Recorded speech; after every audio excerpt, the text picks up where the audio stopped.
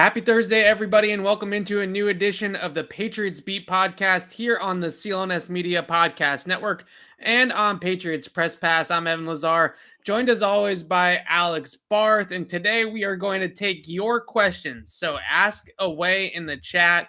We'll get the ball rolling here a little bit with some Patriots offensive coordinator search talk, but as we get going here, please fill the chat with all your Patriots questions, from the Senior Bowl standouts to other draft prospects to free agency, Patriots own free agents, whatever you guys want. It's an agenda-free Thursday for you folks, and you can just ask away. You can even ask about Tom Brady if you want his retirement. I'm kind of over that. I think Alex is also a little bit over discussing that, but we can bring it back there eventually too. Well, the video this morning was pretty cool. I enjoyed that.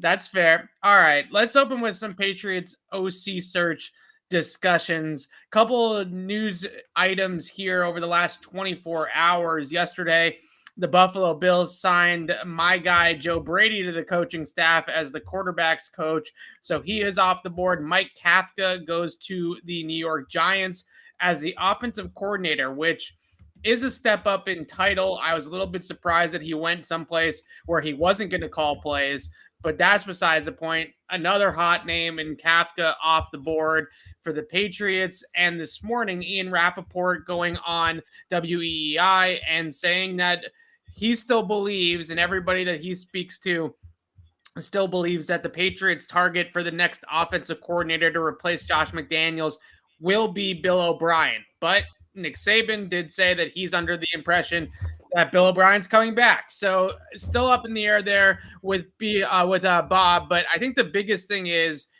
what Rap Sheet also said this morning. And as frustrating and as annoying as it is for us, Bill Belichick likes to take his time with these coaching staff hires, Alex. And this, as we said last week, could be a pretty prolonged process. And we might not actually find out who the official offensive coordinator is of the Patriots for quite some time.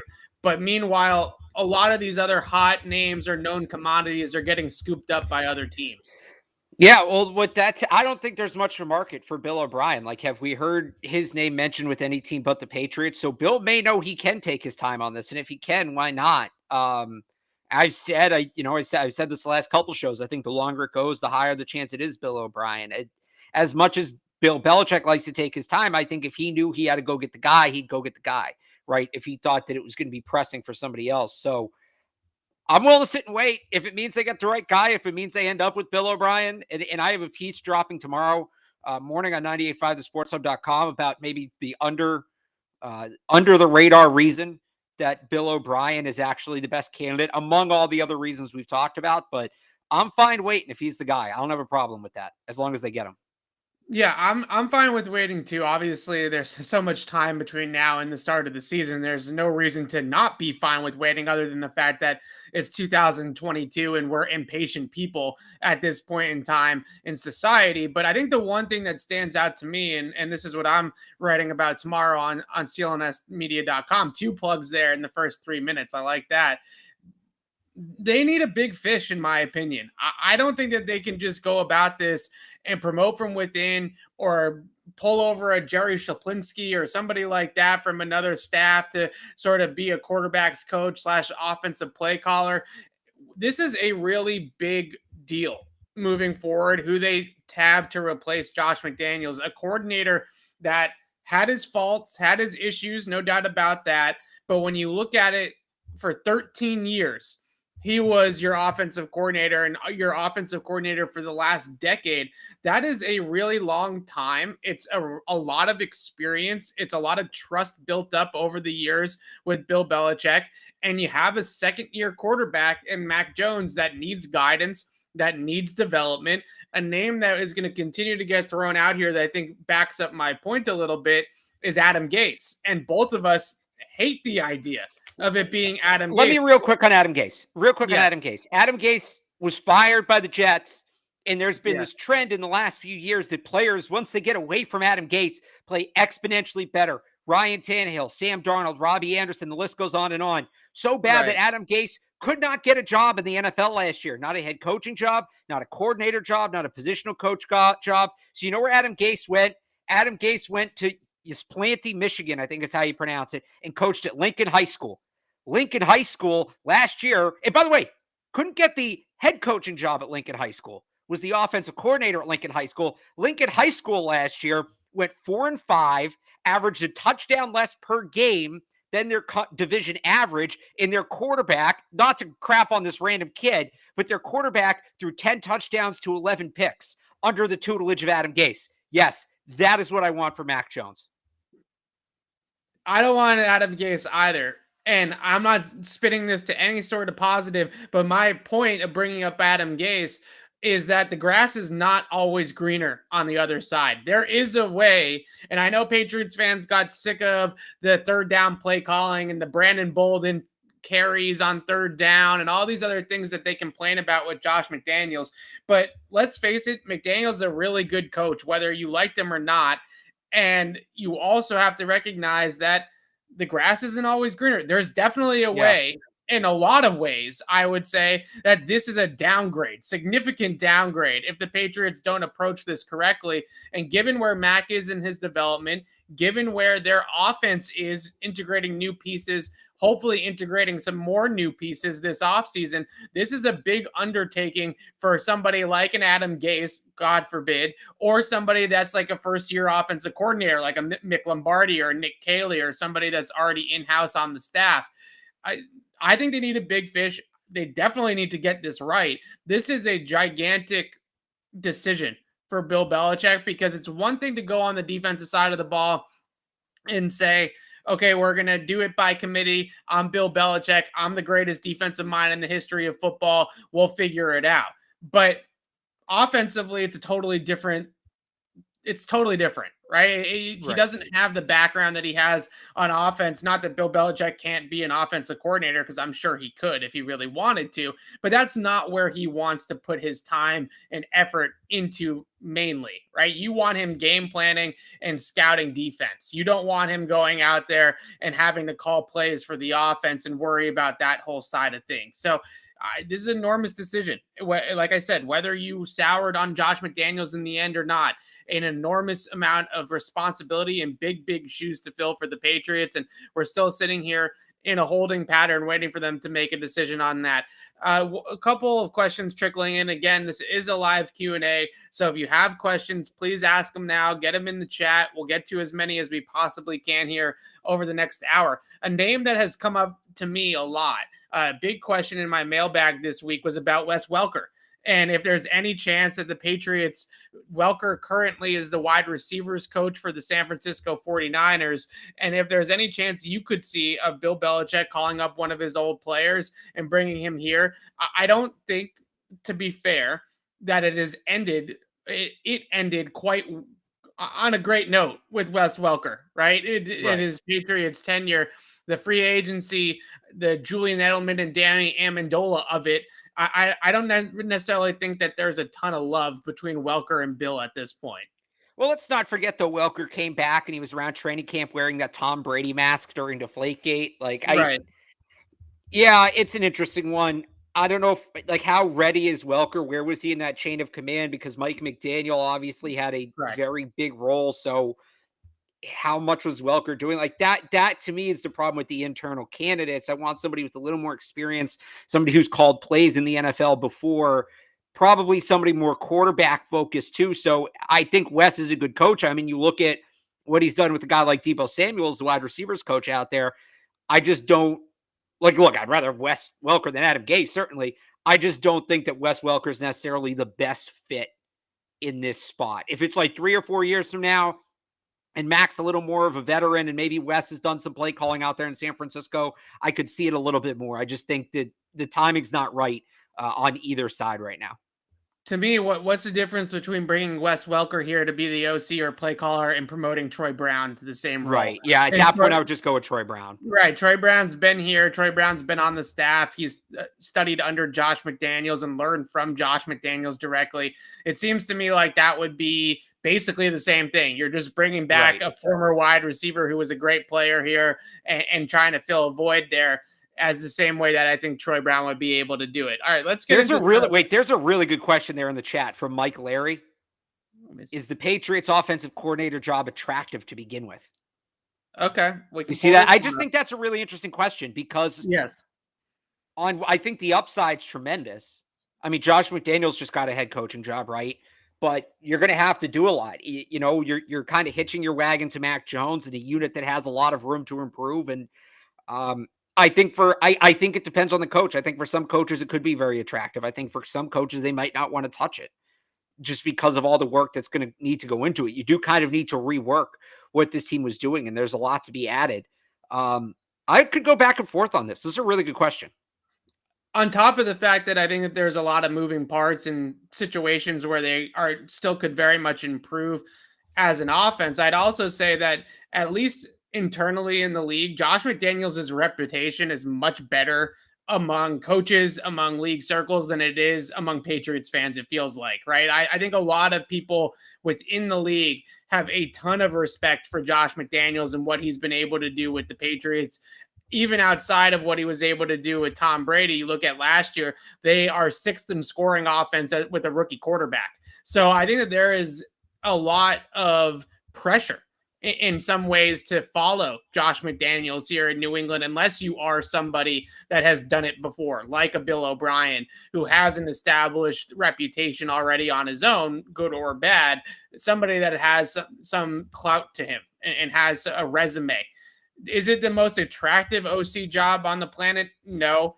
Is it something that I think that is better than certain other situations? Yes, because I do think learning from Bill has its value, and being under Bill Belichick has its value. Look at the fact that how many, just even despite the fact that they all seem to fail, how many Bill Belichick assistants are getting head coaching jobs every single coaching cycle, right? Or getting interviews for head coaching jobs. So I do think that it still has a lot of positive energy from that standpoint. But yeah, it's not an easy job to take from a personnel standpoint. You got a young quarterback. You don't really have a number one weapon yet. You don't know if Bill Belichick's actually going to go out there and invest in a number one weapon when you take the job. So I don't disagree that it's not exactly the most attractive job. Maybe, I don't know. I think to the right guy, if you have the right mindset, right. It could be very attractive. If you're somebody who basically, I'm trying to think of a nicer way to phrase this because this isn't exactly accurate. If you're somebody who appreciates a fixer-upper, right? Right. You know, this is going out and buying a, 70s Corvette Mustang that's been sitting in somebody's driveway and like it's a 70s sports car. You got to put some work into it, but the result on the other side is so tremendous. So I think if you're somebody who enjoys and by the way, I think this is true a lot about how the Patriots just view their operation.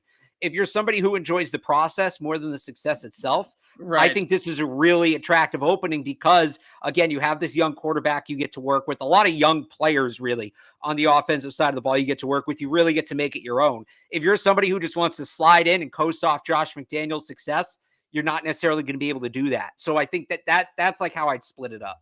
I would also mention, just quickly to wrap it up here, there aren't a lot, I'm just thinking off the top of my head, there aren't a lot of vacant OC jobs available that right. You can be the primary play caller because all these head coaches are that guy now, right? Just thinking about in Minnesota, it sounds like Kevin O'Connell is going to get that job with the Vikings. He's going to call plays. If Mike McDaniel gets the job with the Dolphins, he's going to call plays. You got guys like Dable in New York. He's going to call the play. So there's not a whole lot of defensive-minded coaches getting jobs now as head coaches that are then looking for primary play callers on the offensive side of the ball. And the Patriots have one of the best defensive minds in football as their head coach, and he's also going to allow you to call plays because he's certainly not going to do it. So there are very few jobs out there that don't have that setup where the head coach is the offensive play caller. And if they are, then they usually already have a pretty highly touted OC that has that job already in place. So there's not a whole lot of vacancies, I would argue. Right. So if you're looking for one of those, I still think the Patriots is a decent option, certainly a viable option. Okay. Brian Flores. I've gotten this question a lot too about coaching again in the NFL. What is the likelihood that he comes back here to New England and coaches with the Patriots, assuming that he's probably while suing the NFL? Although it did come out today that there is a chance that he could still be the coach in Houston. He's still in the running, and they haven't ruled him out in terms of being the head coach there with the Texans. But his optics of returning to New England, I think, got a lot more complicated after he released those text messages from Bill Belichick in this lawsuit. I want to first and foremost speak on behalf of both of us. We're both with Brian Flores 100% in this lawsuit, but you put those text messages from Bill out in the ether without his permission and then expect him to hire you for a job. I don't see that happening. I could be wrong, but I just don't really see Bill Belichick doing that. Not immediately. I think time heals all wounds, right? Maybe down the road. I think if he, it wouldn't be the most shocking thing that's ever happened. Because I think, we've seen Devin McCourty kind of, he came out and said, I don't remember exactly what he said, something about Flores, but giving him his support, all of that. If Flores can't get a head coaching job and there's enough of a push from the locker room to bring him back, I think Bill would bring him back. I really do. I think he listens to what those guys have to say. I think he trusts their instinct, and they need help on the defensive side of the ball. Right. And Flores is going to give them that. Let's not forget in all of this, Brian Flores is a damn good coach. So yeah, I'm sure he's not the most pleased with Brian Flores right now, but this outside of one decision, his entire 20 years is predicated on taking emotion out of it and doing what's best for the team. Bringing Brian Flores back, assuming he wants to come back, is what's best for the team. Now, is Flores super pumped with Bill after those texts? I don't know. If New England's the only place he can work, does it matter? There's a lot of unknowns here. I just wouldn't rule it out. I can't just rule out definitively that Brian Flores will never coach in New England again.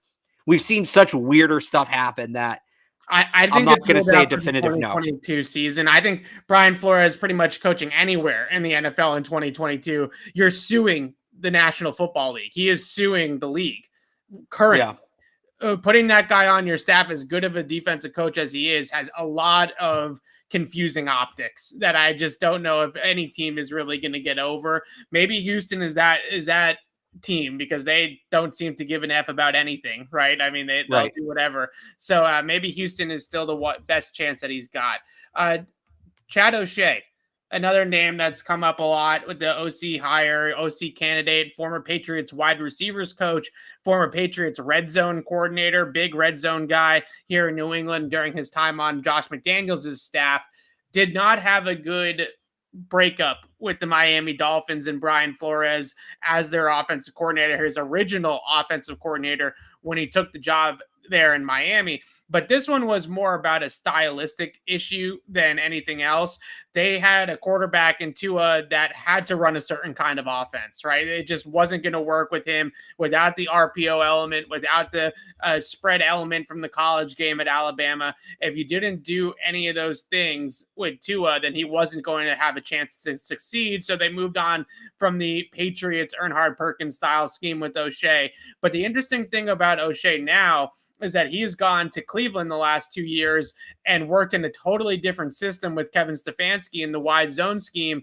So he could have a chance. And this is the one thing I do like about potentially bringing in O'Shea, is that there is a chance that he could marry the McVay-Shanahan tree with the Patriots playbook. And although I'd rather go spread and spread things out and put a lot more speed on the field and give Mac Jones the shotgun formations and all that kind of stuff, it's not a terrible idea to try to marry some of those concepts from the wide zone system with what the Patriots are currently doing either. So if they want to go in that direction, then Chad O'Shea has his experience in both systems with wide zone and with what the Patriots typically do with the downhill stuff. Yeah, I don't think he's a bad option. You'd like to have somebody more quarterback focused with Mac Jones being so young. And look, they need to develop wide receivers too, and he has that wide receiver background. But I wouldn't hate it if O'Shea comes back, but I don't think he's the best option either. Yeah, that's fair. I don't even think he's option number 2, honestly. I think option number 1 is Bill O'Brien. I know you're going to kill me, but I have a feeling that Adam Gase is up there. And in terms of options besides that, then I think maybe you start talking about a guy like a Chad O'Shea. But I don't know. Another one here, and then I want to wrap up the OC talk, and we can move on to draft prospects, whatever you guys want to talk about player wise. This one I absolutely love. I don't know if they can get Zac Robinson out of LA, but this whole thing with former bust backup quarterback types that are really, really smart football minds and got drafted because of their IQ at the quarterback position and not necessarily their physical tools. Zac Robinson, Kellen Moore, Mike Kafka, Kevin O'Connell. I mean, just go on right down the line now at this point of the quarterbacks that are getting head coaching jobs, that are moving up the ranks quickly. Zac Robinson, assistant quarterbacks coach with the Rams right now. Kevin O'Connell, their OC, just got hired or will get hired for the Vikings head coaching job. So the question is he going to get that promotion already in the Rams with Sean McVay? But Sean McVay is the primary play caller with the Rams. So Zac Robinson's not going to call plays with the Rams. So the question is can you pry him out of there by offering him the ability to call plays with the Patriots? Yeah, I think he's a really interesting option. I do. Again, I don't know that he gets away, but he's somebody who's going to kind of give them that RPO spread look. And he's somebody who's going to be able to work with Mac Jones. I think those are the two biggest boxes you're looking to check in the OC, and he checks them. Yeah, he's a really interesting mind because I think he is. A lot of people are looking for that innovator, that new thing, that fresh blood. I think Zac Robinson really fits a lot of those bills. And like I said, this turn from backup quarterback to OC or play caller has really been very successful lately across the league wide. These guys they just get it, right? I mean, they've been in those shoes before. They've played quarterback, not only in the NFL, but at a high level in college. And they just sort of understand what the quarterback is going through and what makes it easier on the quarterback and things like that. And it's worked out really well for a lot of other teams. Can we also stop quickly with Brian Hoyer is not going to be the offensive coordinator. Tom Brady is certainly not going to be the offensive coordinator. So I know we don't need to pull up questions on that, but I just want to get out and say, like, just please stop it with that nonsense. Neither one of those things is going to happen. All right, let's pull up some prospect talk here and get into some of these draft guys that people are asking about. Here's one. Let's see if we can do this rapid fire. Like, keep the prospects coming and we'll keep the answers coming. All right. Let's start with a guy that we both really like, probably a second or third round prospect, depending on the ACL rehab. John Mechie. Do I like John Mechie more than Alex Barth, noted Alabama fan, likes John Mechie? I had him as my second best wide receiver in the draft. It got a lot of negative attention on my Twitter feed, people telling me I'm absolutely crazy for having him that high. But Alex, you can quickly give your Mechie take, and I'll tell people why I like him so much. Yeah, I had Mechie as before all the injuries, I had Mechie as my third wide receiver in the draft. I had Williams, Olave, and then him. My thing is, as it relates to the Patriots, I think you need to get help immediately. I think you need somebody who can come into camp and work with Mac Jones in camp, build that chemistry. Mechie might be able to play this year, but it might not be till like October. And we saw what happened when N'Keal Harry essentially lost his rookie training camp and rookie preseason. And look, I think John Mechie's way more talented than N'Keal Harry, but it just, their history of developing wide receivers, it concerns me taking a guy who's going to miss the whole preseason process his first year. So I think if you go out, you sign a Chris Godwin, you trade for Calvin Ridley, then yeah, I'm definitely sold on John Mechie in the second round. If you're only going to make one wide receiver addition, it's going to be in the draft. I want somebody who's going to be around. I want somebody who's going to be there from day one. You know, Olave, David Bell, George Pickens, whoever it is. So that's where I'm at on Mechie. Love him as a player. If he was healthy, I'd be pounding the table for him for the Patriots. I just think it's a Patriots-specific thing where I don't love that he's not there day one. I don't love it. It just bugs me. I can't help it, but it's how I feel. And I feel the same way about Jameson Williams, too.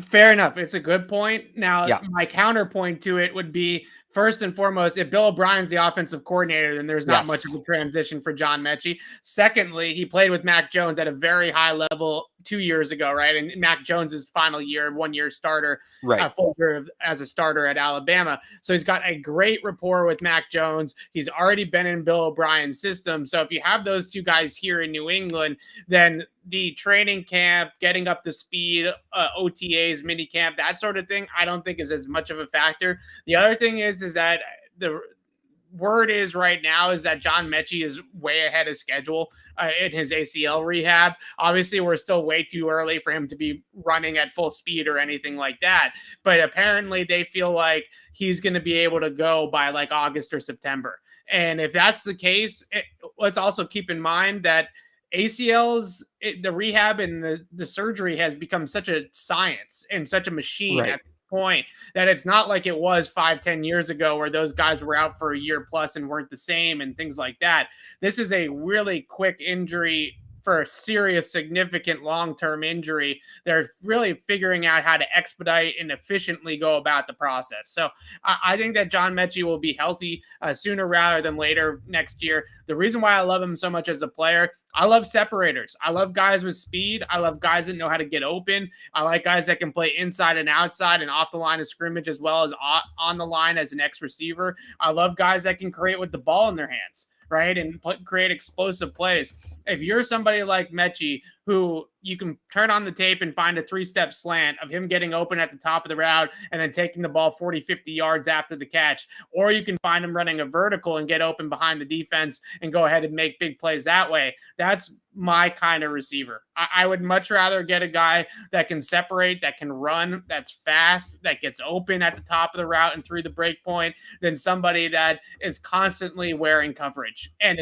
has to succeed by scheme, by contested catches. So my preference is always going to be to lean towards the Mechie types, right? Mechie, Garrett Wilson, Olave, Jameson Williams. I think those guys are on a different level in this draft compared to some of the others. But here's another one that I think is going to get some buzz, certainly once the combine comes rolling around. And this is another, Yeah. I like Treylon Burks. I think Treylon Burks is a talented receiver. He's probably going to run a lot faster than N'Keal Harry ran. He's not N'Keal Harry, right? He's a much more explosive athlete. He's probably going to be a 4.3 guy at 6'2", 6'3". So this is a ridiculously explosive, good athlete. But all of his targets in college, his average depth of target was a little bit over 9 yards because he's either getting balls at the line of scrimmage or near the line of scrimmage and has to run with the football, or he's getting contested catch targets down the field. There's nothing else, right? It's either the behind the line stuff or the deep ball. There's nothing else in between.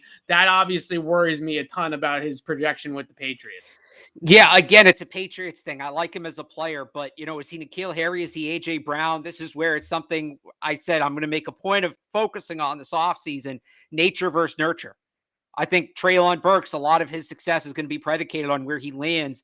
We've seen the Patriots struggle to develop that kind of wide receiver.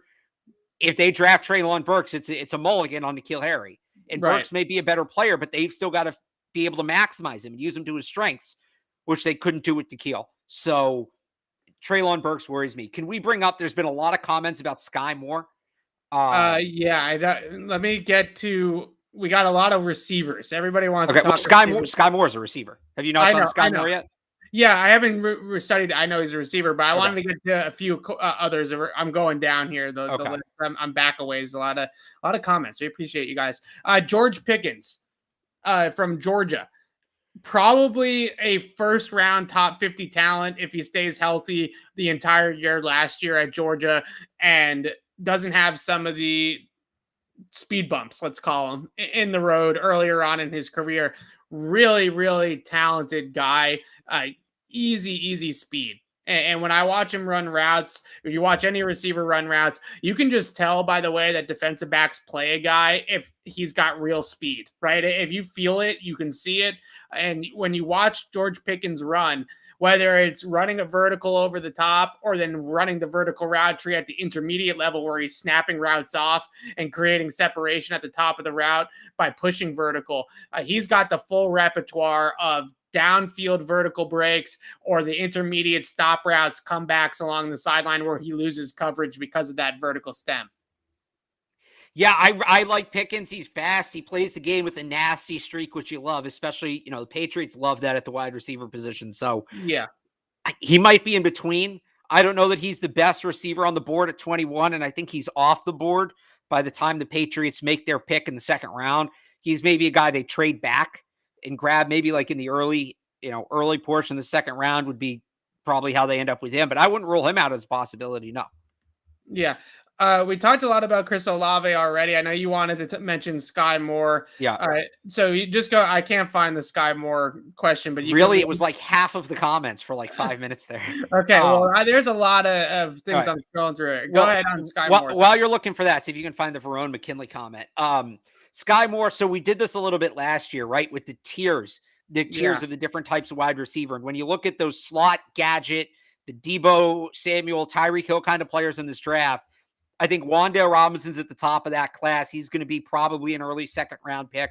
I think Sky Moore is the guy you take if you miss out on Wan'Dale Robinson. Now, he's out of Western Michigan. He doesn't necessarily have the same talent on the other side of the ball on the tape, but the same idea. A guy you can line up all around the formation, fast player, excellent with the ball in his hands. He's somebody who's absolutely on the radar. And then just to keep going, so I think Wan'Dale Robinson's your early round guy for that mold.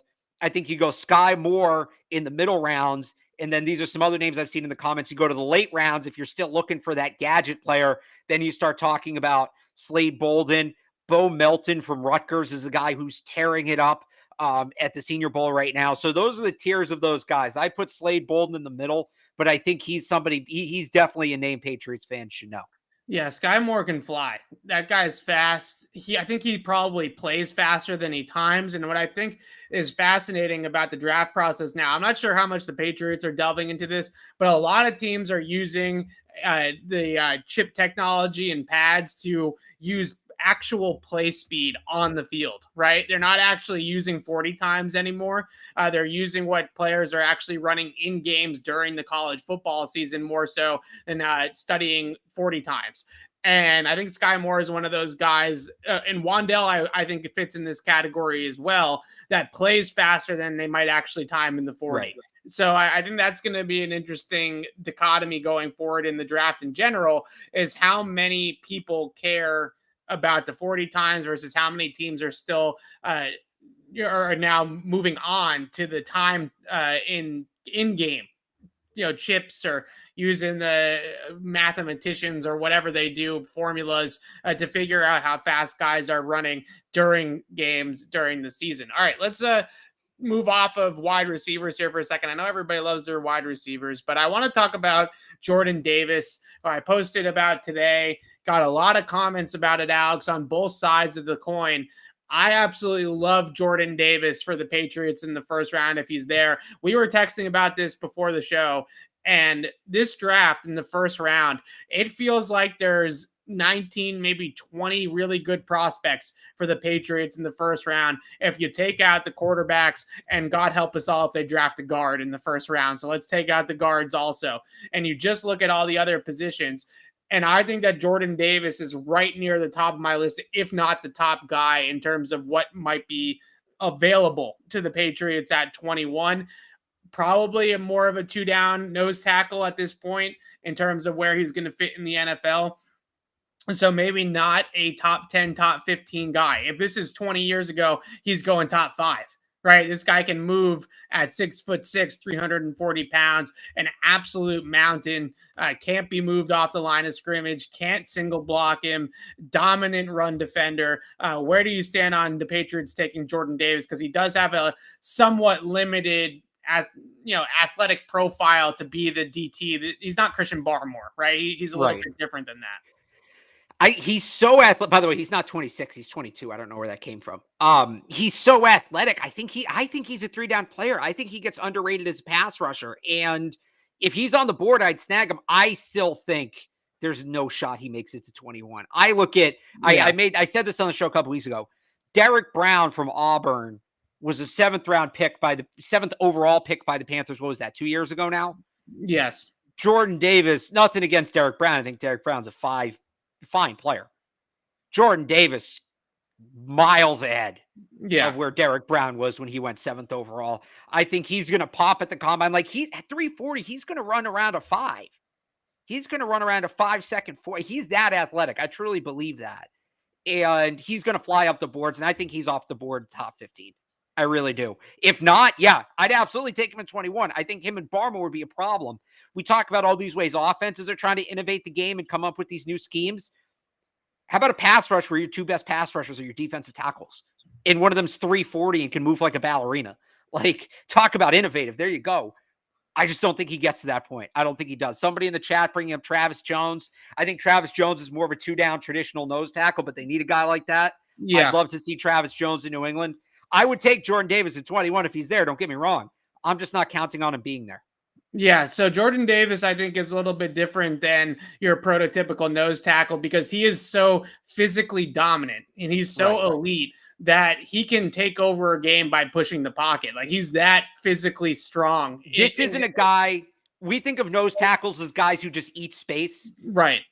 He's not just eating space. I mean, he's pushing defenders out of the way. Yeah. He's getting into the backfield. He's disrupting. He plays like an edge defender, but he does it from the middle of the defense at 340 pounds. Yeah, he's a monster. And you talk about a lot of people are saying, oh, wait, well, that's not how you stop Kansas City and Buffalo by drafting a 340-pound nose tackle. But in a lot of ways, I actually think it is because you line them up at 0 or the one technique right over the center in the A gap, and you start pushing that pocket on top of Josh Allen and Patrick Mahomes. That's exactly what they don't want, right? They don't want guys in their face. They don't want guys in their laps. They don't want to have to escape or move out the pocket in terms of going up the field. They want to go around the pocket. They want to go outside and get on the perimeter. If you can have a guy like Jordan Davis who can collapse the pocket from the inside and get right into their laps, not to mention at 6'6", get the hands up in the passing lane, that's a really big problem for them. So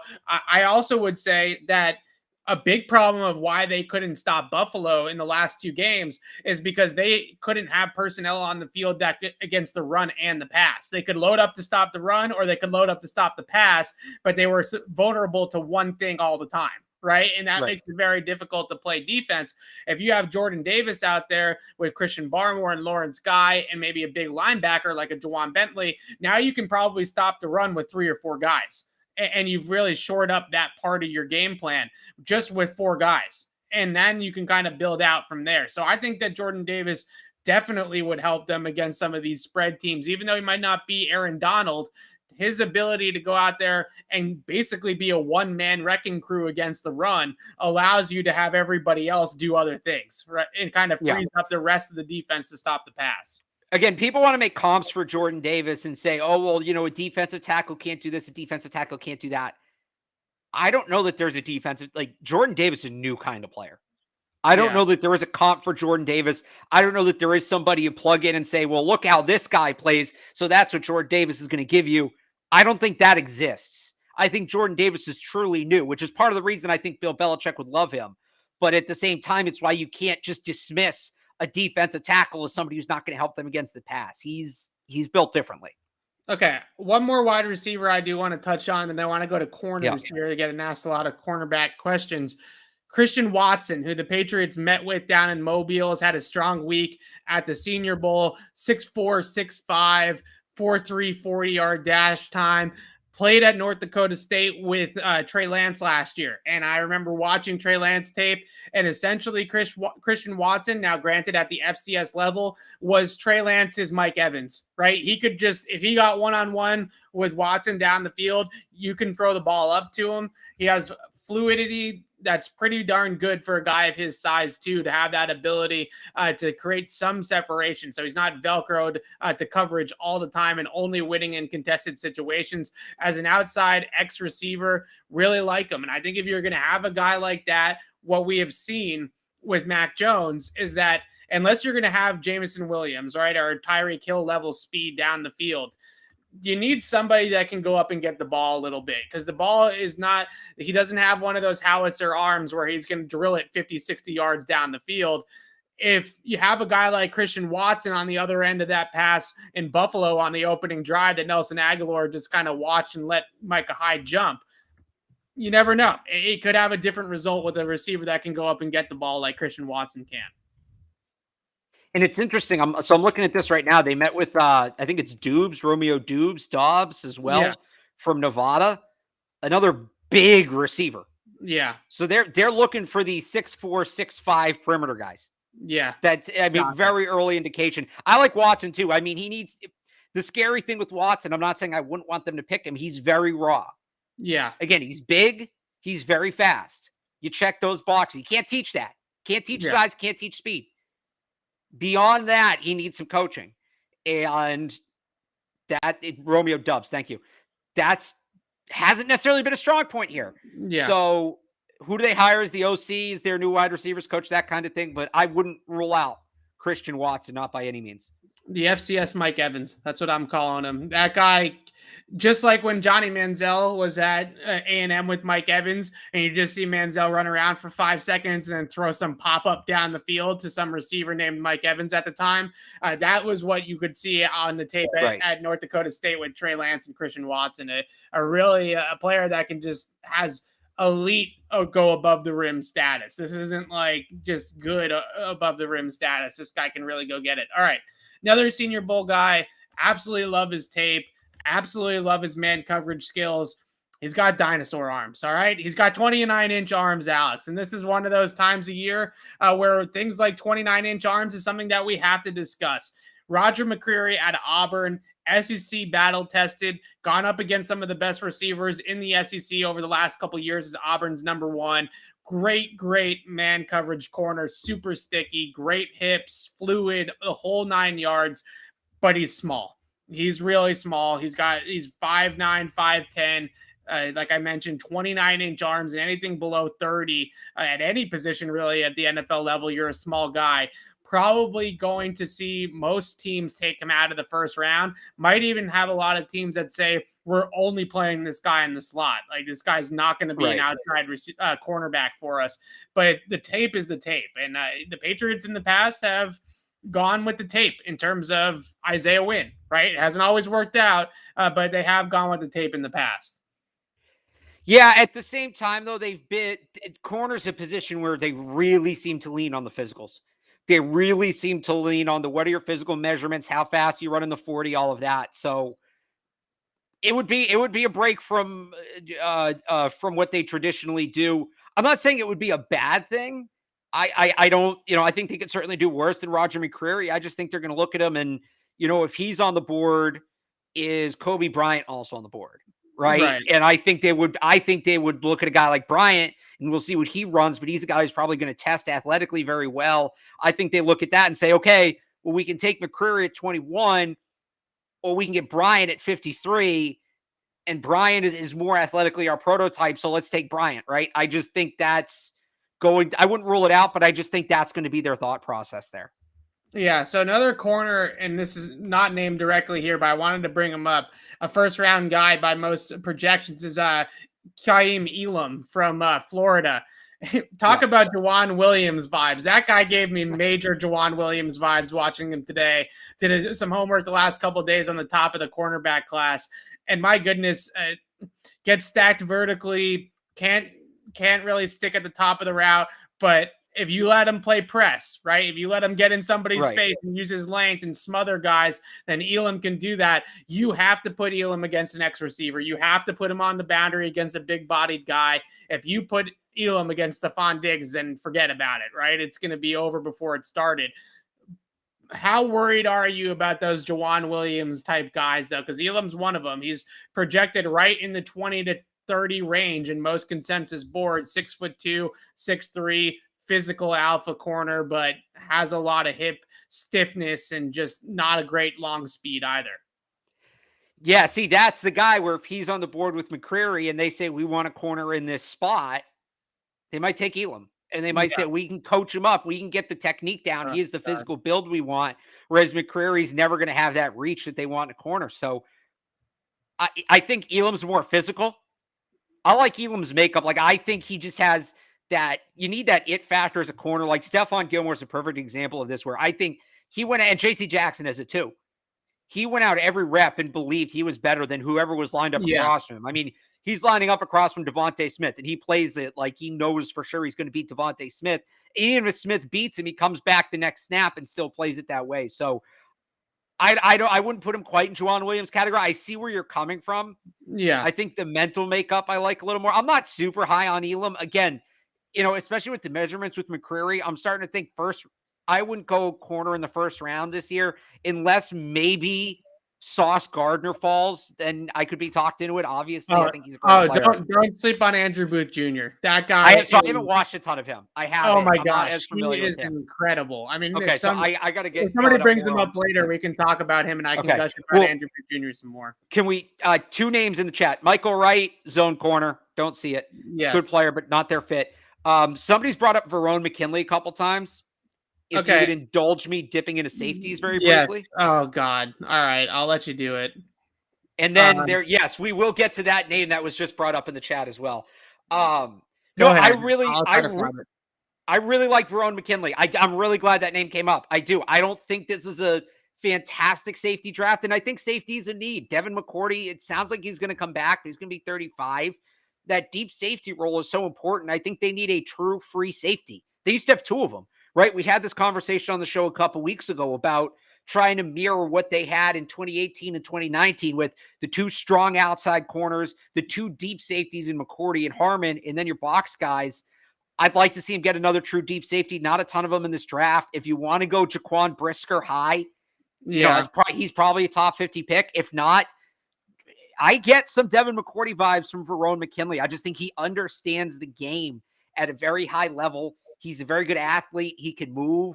I think he's there. Like, he's the kind of guy that they can bring in and develop and becomes like a solid player here for 8 to 10 years. I really do. So like a Duron Harmon is basically what yeah. I guess that would be the better comp. I'd like to see him get a shot at McCourty's role. I think he's worth getting a shot. I think you take him this year, you let him learn from McCourty for a year. If McCourty then retires, he's a guy I think you're comfortable at least seeing what he can do as that primary deep safety. And remember, no defensive players played more snaps over the last 2 years than Devin McCourty. He's led the team in defensive snaps in each of the last 2 years. That's a significant role. They need a plan for filling that role. Not a ton of guys in this. And look, they could address it in free agency too. Not a ton of guys in this draft that I think. Not a great safety draft. No, especially for a deep safety. But I think Verone McKinley's a guy who could maybe do it. So that's a good name to know.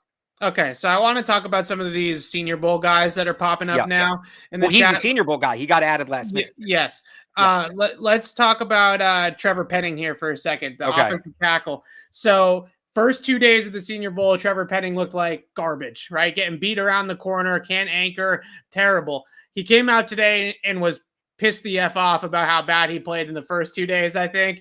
And he was just trying to start a fight with pretty much everybody. He's got some nasty about him. He's got size. He checks all the measurables. He's not Isaiah Wynn, right? He's got length. He's got good size to him. And he can pass block. He has some really fluid pass sets, good feet, sturdy, well-postured type of pass protector as well. But it's definitely the flashes of finishing and nastiness as a run blocker that stands out.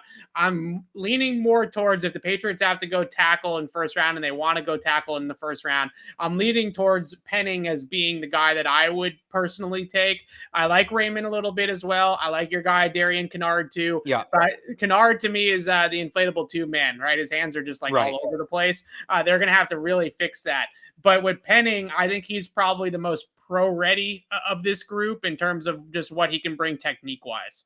Well, how about, so the group of 3, I think Raymond's going up. I think his stock's just going to keep rising. A really good athlete. So So I look at the 3 for me that I think are in the range for the Patriots are, and you mentioned 2 of them, Penning, Kennard, and Faale, I think is how it's pronounced. Oh God. Yeah. He's had a horrible week. He's had a rough week, but you talk about, what he brings to the table in terms of the unteachables. He can't ask for much more than that. Right. So, and I said that I wrote this in my Senior Bowl preview on 98.5thesportshub.com. I think watching those 3 sort themselves out this week, because I think they all came in more or less neck and neck. Yeah. Watching how those 3 separated from each other this week was big for me. So I think Penning's been the best of the 3. I'm curious how you would rate those 3. I would go Penning, Kennard.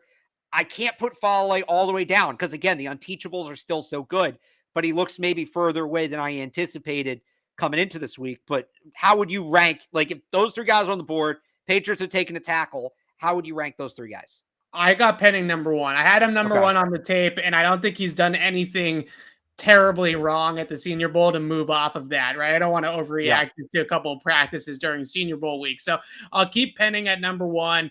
I like Raymond at number two. The reason why I like a guy like Raymond is he's a converted tight end, and you can see the athleticism and the movement ability, right? Just side to side lateral quickness out of his slides, and also in space as a run blocker, screen blocker, getting out in front of things. And when they run a lot of those concepts to the left, right? Tosses, and maybe not so much with McDaniel's gone, but tosses, screens, things like that. They want a left tackle that can move. They don't usually put the big dude over there unless it was that 1 year of Trent Brown. Falali just has been horrible. I mean, it's just been terrible. The main thing that I would say that I really am concerned with a guy like Falali is more so the fact that he can't get his pads down. Like, I'm not as concerned about the redirect stuff because I think they'll be able to help him fix that, especially if you have a quarterback like a pocket QB like Mac, who doesn't necessarily need to set deep in the pocket. I think they'll be able to get him to be able to handle an inside counter.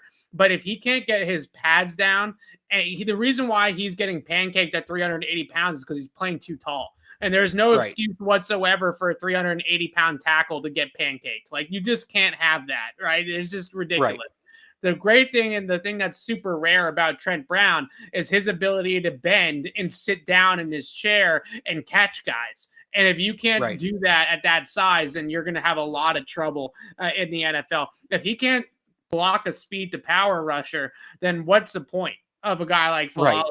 You know, that's his whole thing. The whole point is you want him just out there absorbing contact, and he's shown this week he can't do that. A lot of work to do. Jermaine Johnson. Can we do Jermaine Johnson? Yeah. Let's do Jermaine Johnson, who has torn up every single one-on-one drill that you see, whether it's on Twitter or on the coverage of the Senior Bowl this week. Long Florida State edge rusher.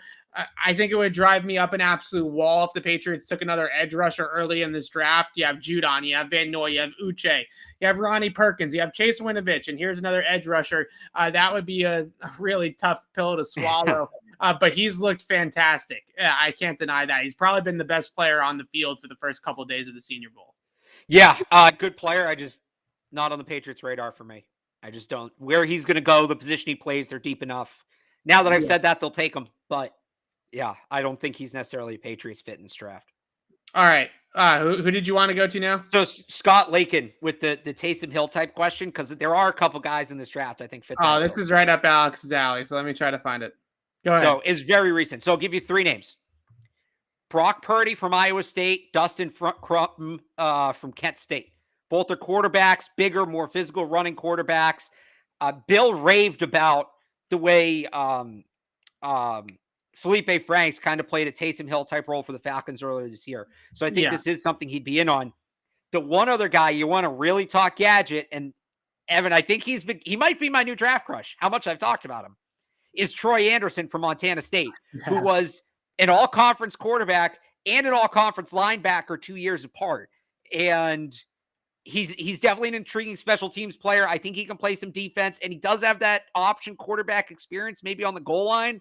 Like, I can't look away from Troy Anderson. I really just can't. He's such a fascinating case. So he's at the Senior Bowl this week. He's only playing linebacker, but those would be my three names for that category. All right. So since we scratched some of your itches, I want to talk about Andrew Booth Jr. here. Okay, go ahead. Yeah, go ahead. Who I watched yesterday, and this guy is, I would say he's probably the best prospect I've watched so far in the draft.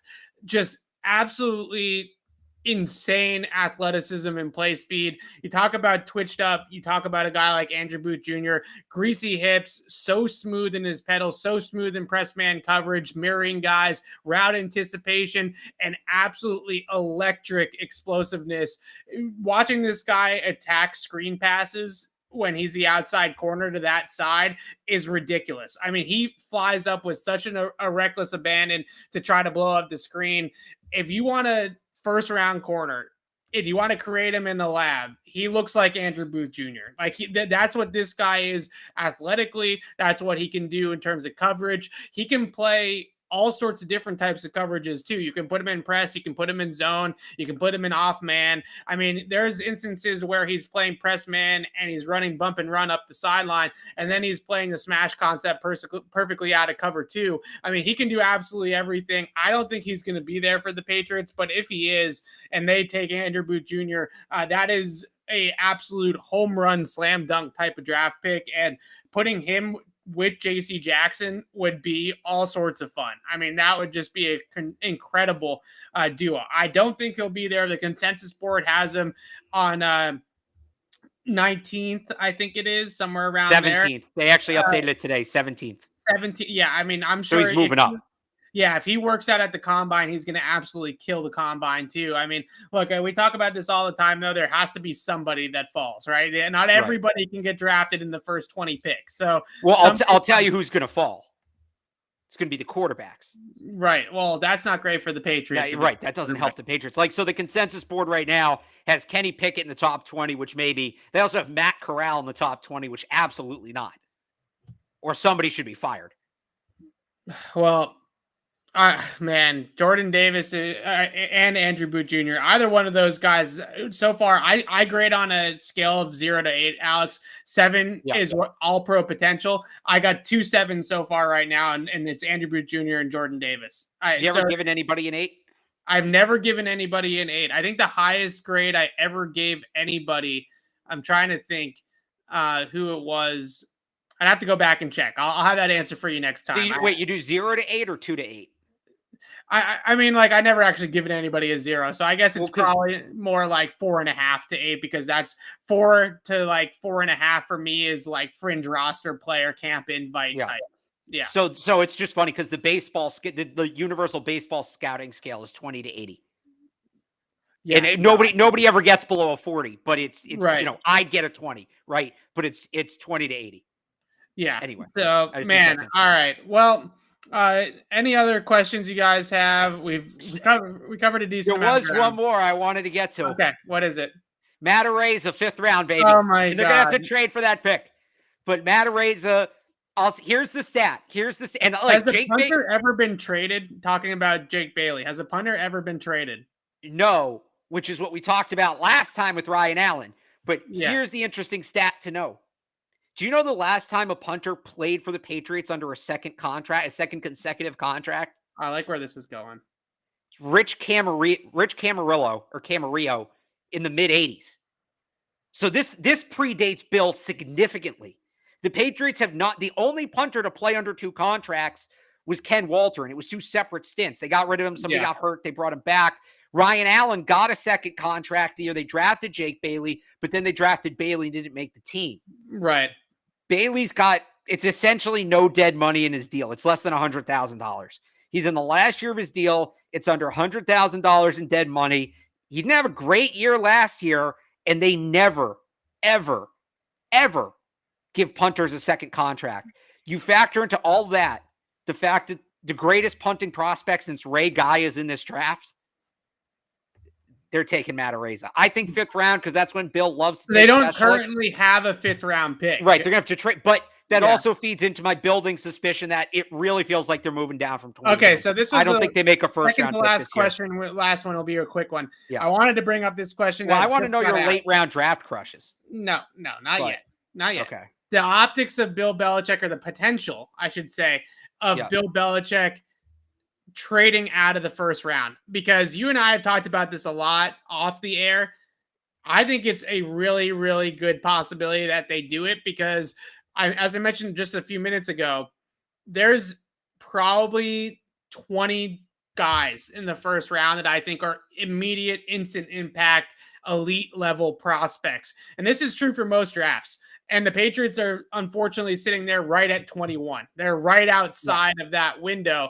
So unless somebody jumps up in the top 20 picks that we're not expecting, or if more quarterbacks go than everybody's expecting, then trading, as we've talked about, prospects 20 through 50 are probably the same player, more or less, in terms of like where you're grading them on the scale.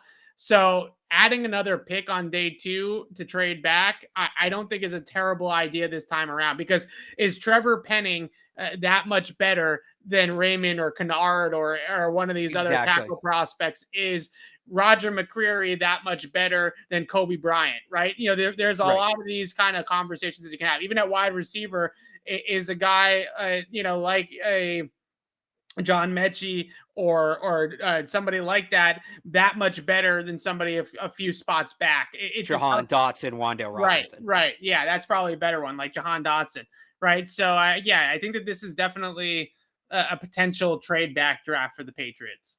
By the way, I just checked. They'd save $3.5 million if they cut Jake Bailey. Oh, that's not nothing. Okay. Right. And then they'd save $4 million. And then a punter taken in the 4th, 5th, 6th round is probably going to have about a $500,000 cap hit. So it would net out to saving about $3.5 million for a generational punter who can also, by the way, set the conference record for the most 50-plus yard field goals made in a season. You even can't deny, Evan, that makes a ton of sense. I know you don't want to get into the special teams minutia, but you can't deny that makes sense. Can you talk about the trading out of the first round? All right, get off the punters here. No, you covered it. You covered it. I think that I don't know that there's a prospect at 21 unless Jordan Davis falls or Andrew Booth falls. Right. I don't know that there's a punter that people are. I don't know that there's a player that they're going to be so like you have to take in this spot again. Like you just said, Penning, Kennard. Is it worth picking up? You trade out of that spot, you can probably get a 2nd round pick in 2022. So you pick up an extra 2nd and then a 1st or maybe a high 2nd in 2023. Right. And I just think that value is going to be too good for them to take anybody in that spot based on who likely will be on the board. So yeah, I'm really, and again, like you mentioned, they don't have that 5th round pick. They don't really have a ton of picks in the later rounds. They traded one for Trent Brown. I think they lost one is from the Isaiah Ford trade last year. Or whatever. It was some random trade for some guy who never played. Might have been Michael Jackson. But yeah, they don't have the depth picks. They're not going to get the comp picks this year that they'd usually get because they signed all those free agents. So I think this is definitely the year where they trade down, accumulate picks for this draft and next draft. The more I think about it, the more I think they're not picking at 21. And we will reflect that in our mocks, hopefully. Yeah. So I wanted to go back to the 2020 draft where they traded out at 23, which is virtually the same thing, right? We're talking about a 2-slot difference here. They traded back. They draft Kyle Duggar at 37. They got 37 and 71 from the Chargers for 23. And this kind of draft where there's really good depth and good talent and value on day 2 at wide receiver, at linebacker. I would also say at tackle. I think there's some guys in that 37 to 70 range that you could scoop up at those points in the draft, that maybe the guy at 21, like we're saying, is not actually that much better than the guy that you're taking at 37 in this type of draft. So I don't hate it. Do you want a hypothetical? Yeah. Do you want a hypothetical here? Because this is what I'm looking at. Let's say the Denver Broncos, because that's a team that maybe moves up. One of these quarterbacks falls. They need a quarterback, right? So based on the trade chart, you could get, let me just make sure I have my numbers right here. I do. You can get the 40th pick. Where'd they just go? Somewhere around 100, like right outside of the top 100.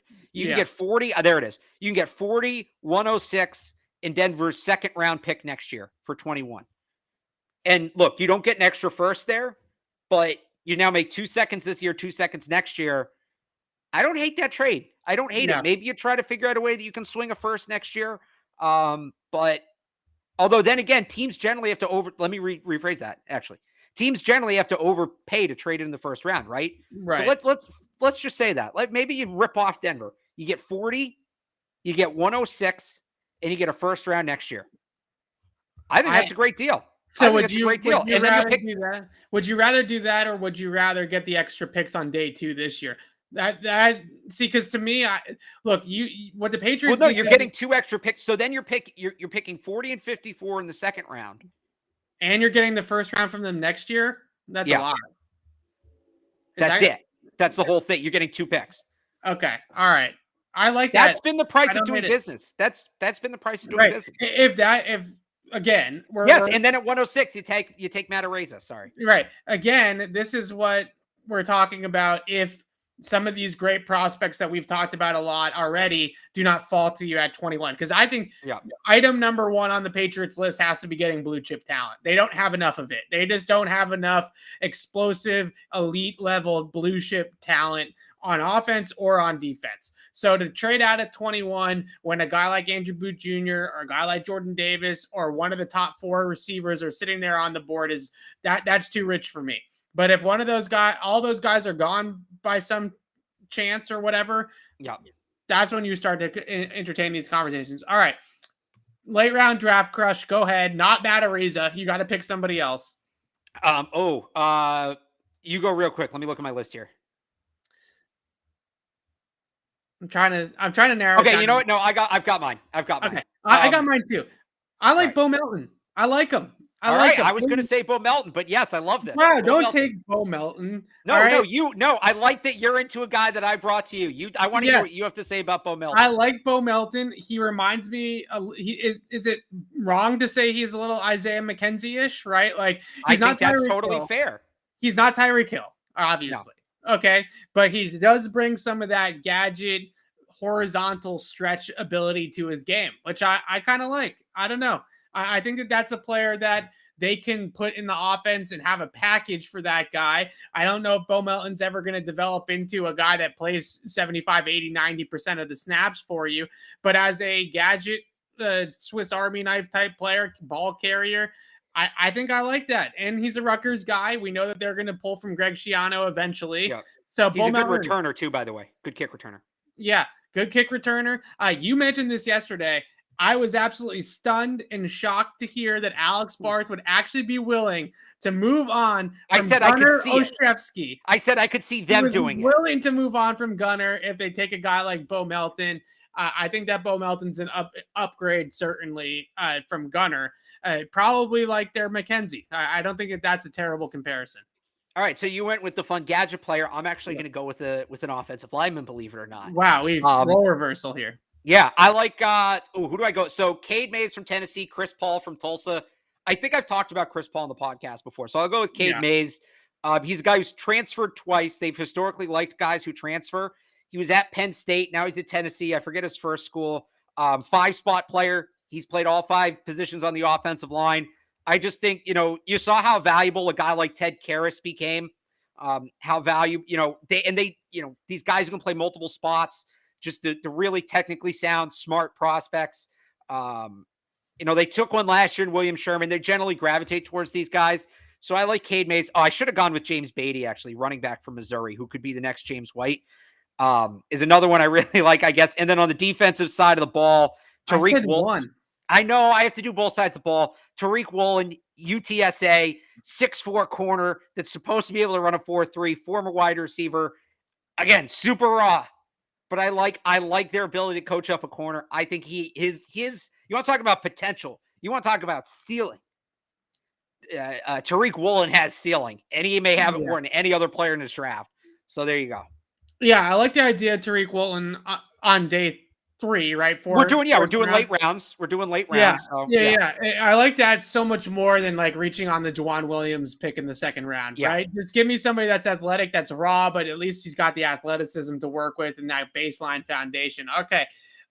Last but not least, I can't find the question. It's way back a little bit. You watching Mac tonight in the skill competition? You excited? See if accuracy throwing? I don't think they're doing distance. I don't think that would be something Mac would even sign up for, but accuracy competition tonight at the Pro Bowl, and your quarterback, Pro Bowl quarterback, Mac Jones, is participating. Alex Barth, are you watching?